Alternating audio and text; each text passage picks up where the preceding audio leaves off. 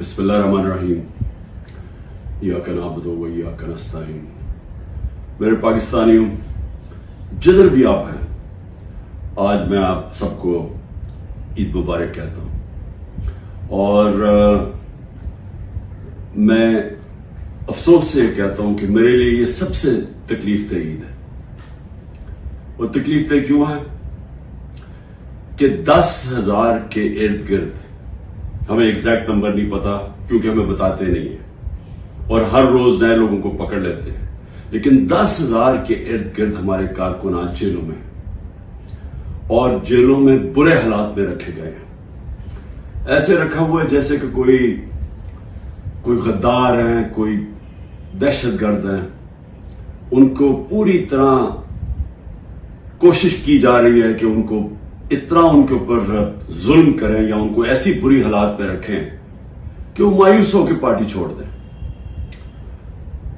ان کے جو گھر والے ہیں، بیوی بچے ہیں، ماں باپ ہیں، وہ آج عید پہ کیا کر رہے ہوں گے، کیا ان کے اوپر گزر رہی ہوگی، کیونکہ پتہ ہی نہیں ہے کہ کب باہر آنا ہے۔ ایک بیل سے ہوتی ہے، باہر نکلتے ہیں، پولیس پکڑ کے پھر سے لے جاتی ہے ان کو جیل میں، کوئی اور ان کے اوپر کیس بنا دیتی ہے۔ قانون کے نام کی چیز ہے کوئی نہیں۔ اب مکمل طور پہ جنگل کا قانون ہے، جو طاقتور ہے وہ جو مرضی چاہے وہ کرے، وہ چاہے سپریم کورٹ کے فیصلے سنے یا نہ سنے، عدالتوں کے جج کی بات مانے یا نہ مانے، کوئی فرق نہیں ان کو پڑتا، کیونکہ اس وقت جس کے پاس طاقت ہے وہ جو مرضی چاہے کر سکتا ہے۔ تو اس لیے ان کے گھروں میں کیا گزری ہوگی، یہ میرے جو 10,000 کے ارد گرد جو کارکن اس وقت جیل میں ہیں، میں اس لیے یہ عید تکلیف میں گزار رہا ہوں۔ اس کے علاوہ ہمارے پولیٹیکل لیڈرز ہیں، میں آج ان کو عید مبارک بھی کہتا ہوں، سلام بھی کرتا ہوں، کیونکہ ان کو صرف اس لیے جیلوں میں رکھا ہوا ہے اور ان کے اوپر ہر قسم کا پریشر ڈال رہے ہیں کہ بس وہ ایک جملہ کہہ دیں کہ جی میں تحریک انصاف چھوڑ رہا ہوں، پھر سب کچھ معاف ہو جاتا ہے۔ جس طرح پوچھا گیا ایک سوال پریس کانفرنس کے دوران ISPR کی کہ جی بتائیں کہ یہ اتنے بڑے الزام لگائے ہوئے بغاوت کے اور دہشت گردی کے، لیکن جب وہ پارٹی چھوڑتے تو سب معاف ہو جاتا ہے۔ تو وہی ان کے اوپر پریشر ڈالا ہوا ہے۔ تو میں آج ان کو سلام بھی کرتا ہوں۔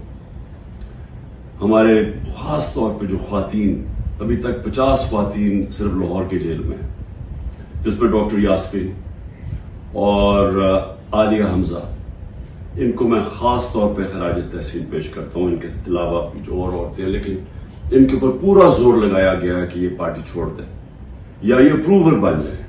اپروور بننے کا مطلب کہ جی عمران خان نے ہمیں کہا تھا کہ وہاں جا کے جلاؤ گھراؤ کرو، تو اس لیے اگر وہ یہ کہہ دیں تو ان کو پھر جیل سے نکال دیا جائے گا۔ اور باقی جو میرے اسٹالورٹس ہیں، جس میں شیریہ افریدی ہے، جو اس کے اوپر جو گزری ہے، ان کی بیوی کو اٹھایا ساتھ، پھر بیوی کو پکڑنا، بچوں کے ساتھ پکڑنے کی کوشش کی، اور جن حالات میں رکھا، وہ جو ڈیتھ سیل ہوتا ہے اس کے اندر چھوٹے سے کمرے میں توڑنے کے لیے اس کو، علی محمد جتنا پریشر اس کے اوپر، بار بار اس کو پھر جیل میں لے آتے ہیں، اور یہاں میاں محمود رشید، اعجاز چودھری، عمر چیمہ کی بیوی کو پکڑ کے جیل میں ڈال دیا۔ اس کا کیا قصور ہوگا، صرف توڑنے کے لیے کہ کسی طرح یہ کہیں کہ ہم تحریک انصاف چھوڑ رہے ہیں۔ 16 لوگ ہمارے شہید ہوئے، گولیاں ماری گئی ان کو 9 مئی کے بعد۔ کوئی ان کی بات ہی نہیں کر رہا کہ 16 لوگ جو کنفرمڈ ہمارے پاس ہیں، جن کی شہادتیں ہوں گی، اس کے علاوہ 9 اور ہیں، لیکن ہم اس لیے کنفرم نہیں کر سکتے کہ ان کے جو گھر والے ہیں وہ چھپے ہوئے ہیں۔ یہ جو دہشت اور یہ جو خوف کی فضا بنائی ہوئی ہے، وہ چھپے ہوئے ہیں اور وہ کنفرم نہیں کرتے، بولتے بھی نہیں ہیں۔ 16 کا تو کنفرم ہے، 25 کو گولیاں لگی جس سے شہید ہوئے، اس کے علاوہ دو نوجوانوں کی ٹانگیں کٹ گئی اور ایک کے پیٹھ میں گولی لگی جس کی وجہ سے وہ پیرالائز ہو گیا، بیڈ ریڈن ہے مکمل طور پر۔ کوئی انویسٹیگیشن نہیں ہوئی, کوئی نام نہیں لیتا, بلڈنگ جلی. میں خود کہتا ہوں کہ ان کے جنہوں نے بلڈنگ جلائی ان کے خلاف ایکشن لینا چاہیے, انہوں نے جرم کیا. لیکن کوئی بات کرے گا کہ کون سے ملک کے اندر آپ 25 لوگوں کو گولیاں مار دیں, 50 اور کو گولیاں لگیں, 50 کو اور گولیاں لگیں, لیکن آپ 25 لوگوں کو قتل کر دیں اور ایک کے پاس فائر آرم نہ ہو. چلیں یا تو ہونا کہ کسی پولیس والوں کو گولیاں لگی, کسی کو گولی نہیں لگی, کیونکہ جب بغاوت ہوتی ہے تو وہ ہاتھوں سے نہیں بغاوت ہوتی. بغاوت جب ہوتی ہے تو وہ ہتھیار ہوتے ہیں آپ کے پاس. یہ کیسی بغاوت ہے کہ کسی کے پاس ہتھیار ہی نہیں تھے؟ کبھی کوئی فوج کے خلاف بغاوت کر سکتا ہے ہاتھوں کے ساتھ؟ ان کے پاس بندوقیں ہیں. ہماری ماشاءاللہ دنیا کی تکڑی ترین فوج ہے. تو اس کیا ہم نے بغاوت کرنی تھی؟ یہ ان لوگوں کو نہاتے لوگوں نے جا کے فوج پہ چڑھائی کر دینی تھی. پرامن احتجاج کرنا جو ہمارا حق ہے. آئین کوئی پاکستان کا ایسا علاقہ نہیں جدھر ہمیں اجازت نہیں ہے پرامن احتجاج کرنے کی. برطانیہ کے اندر جو سب سے ان کی مقدس جگہ ہے ان کا پرائم منسٹر کا ہاؤس ہے 10 ڈاؤننگ اسٹریٹ. ہر دوسرے دن وہاں احتجاج ہو رہا ہوتا ہے پرامن. یہ تو جمہوریت کے اندر ہوتا ہے. تو یہاں تو ایسے بنا دیا کہ پرامن احتجاج بھی جو بھی وہ مل گیا کہ کنٹونمنٹ کے اندر وہ سارے دہشت گرد ہیں, بغاوت کر رہے تھے. لیکن کسی نے ابھی تک نہیں, 40 دن ہو گئے ہیں, یہ نہیں پوچھا کہ یہ بھی پاکستانی تھے جو 25 لوگ ہیں جن کی 16 کی کنفرم شہادتیں. کوئی پوچھا نہیں. جو بےچارے 2 لوگوں کی زندگیاں ضائع ہو گئی, ان کی ٹانگیں چلی گئی, ایک جو پیرالائز ہو گیا, بستر میں ہو گیا. کسی نے نہیں پوچھا کہ ان کا قصور کیا تھا. اگر یہ پرامن احتجاج کر رہے تھے تو کیسے گولیاں ماری ان کو؟ کیا کسی کے پاس کوئی ہتھیار تھے؟ کسی کے پاس ہتھیار نہیں تھے. اور یہ المیہ ہے ہمارا کہ طاقتور جو فیصلہ کرتا ہے وہی ہوتا ہے.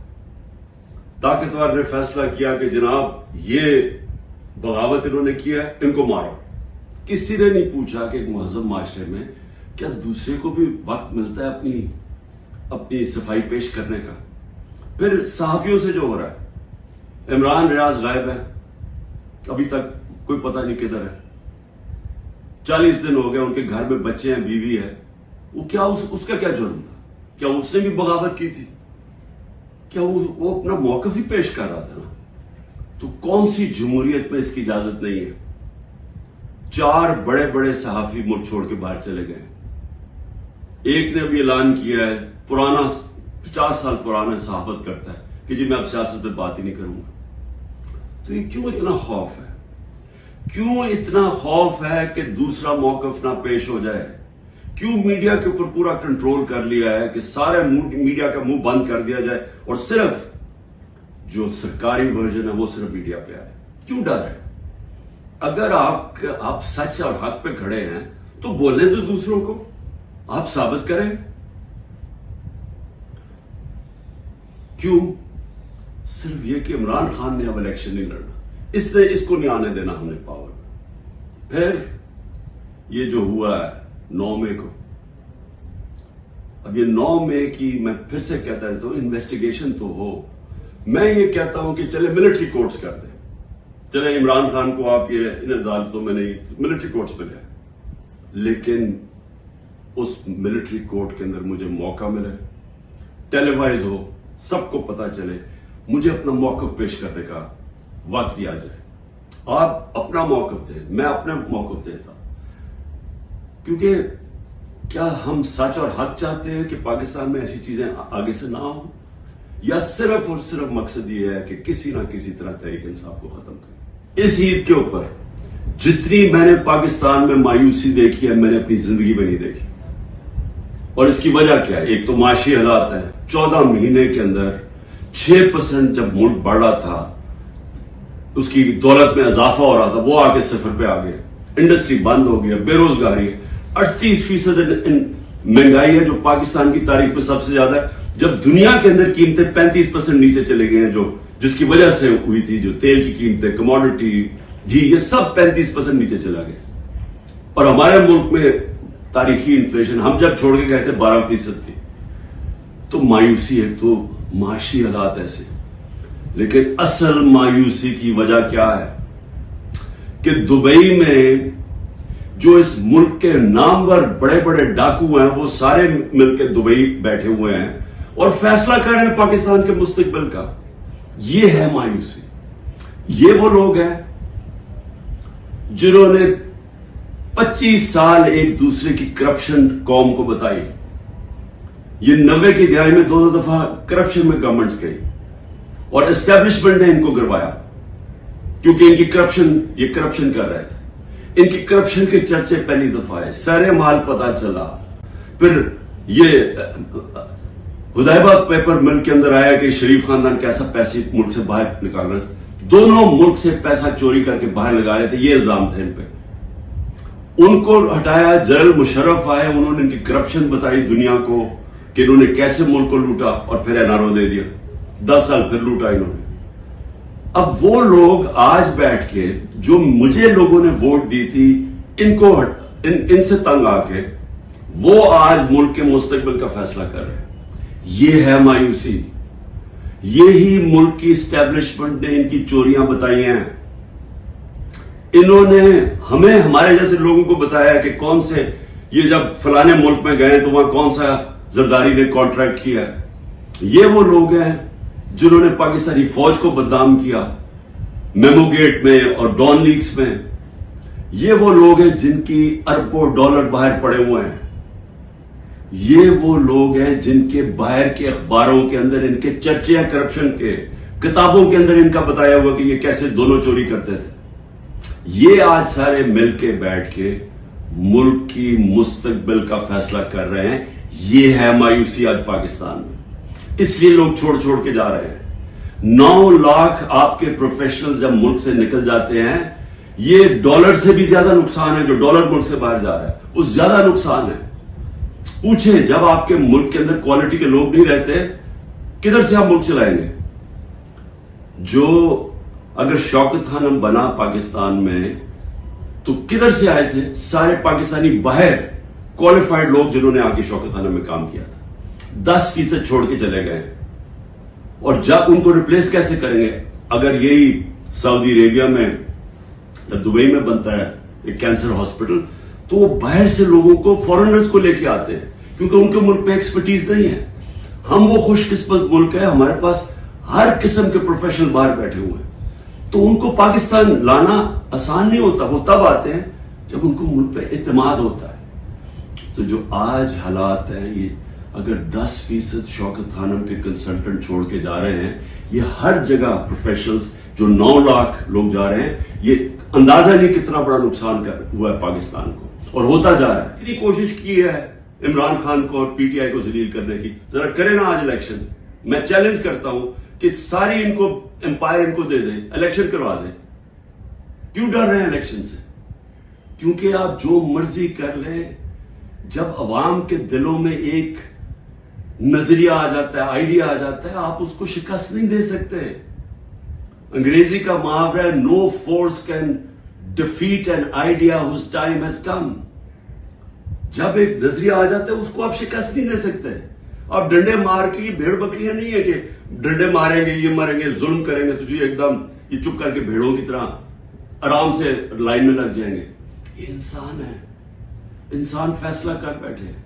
جب بھی الیکشن ہوگا میرا چیلنج ہے تحریک انصاف جیتے گی.